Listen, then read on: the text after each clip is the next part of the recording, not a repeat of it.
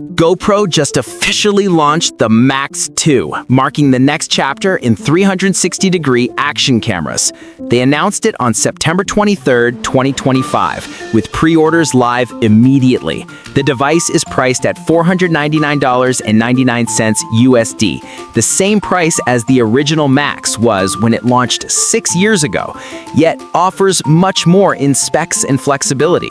GoPro says shipping will begin on September 30th. One standout feature, swappable lenses.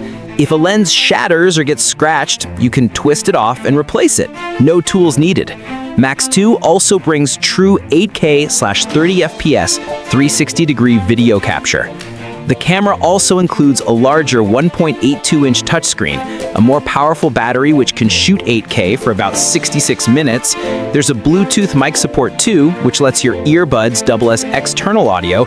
It also retains support for GoPro Labs, giving power users firmware access to things like higher bit rates and on-screen histograms.